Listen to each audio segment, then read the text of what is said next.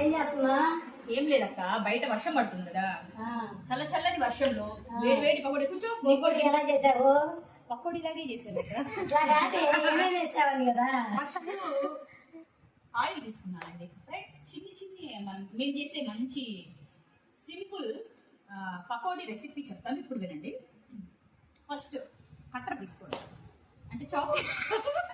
మొన్న ఎవరో మటన్ కూర చేయాలంటే ఫస్ట్ మటన్ ఉండాలి కదా అని పెట్టారు ఫ్రెండ్స్. అందుకని నేను ప్రతిదీ ఒకటి డీటెయిల్గా చెప్తున్నా, వినండి. ఫస్ట్ చాక్ ప్యాడ్ తీసుకోండి, చాక్ తీసుకోండి. ఆనియన్స్ తీసుకోండి. నెక్స్ట్ ఆనియన్స్ సన్నగా ఎంత వీలైతే అంత స్లిమ్గా నాలాగా కట్ చేసుకోండి. కట్ చేసుకున్నారా? కట్ చేసుకున్న తర్వాత దాంట్లో అలా లైట్గా ఇలా ఇలా ఇలా కారం వేయాలి, ఇలా ఇలా సాల్ట్ వేయాలి. అంటే చిటికడని ఇలా ఇలా అంటే స్పూన్ స్పూన్ అంటే స్పూన్ చెప్తాను, ఇలా ఇలా వేయాలి. ఫస్ట్ శనగపిండి వేయాలి, ఇవన్నీ వేయాలి. తర్వాత జీలకర్ర, కరివేపాకు, కొత్తిమీర. నెక్స్ట్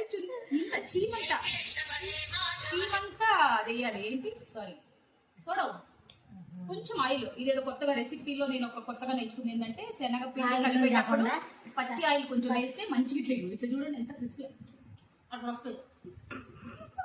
కాబట్టి అవన్నీ వేసి ఆయిల్ బాగా మసాలా ఇచ్చి బాగా సరసలా సరసలా కాగాలి. తర్వాత డిపోకలు వేయాలి, సారీ పకోడీలు వేసేయాలి. తర్వాత వేడి వేడి పకోడీలు చూడండి. అక్క నువ్వు దీని చెప్పు ఎలా ఉన్నాయో. చెప్పు. చాలా బాగున్నాయి. ఏంటి పిండి అక్క ఒకసారి చేయి చూపి. చేసింది ఆమె పర్ఫార్మెన్స్ ఫ్రెండ్స్, ఇప్పుడు దాకా ఆమె చేసింది ఆమె. నేను చేశాను ఫ్రెండ్స్, తిన్నాను కూడా. బాగుందా? ట్రై చేయండి, చాలా బాగుంది. Thank you.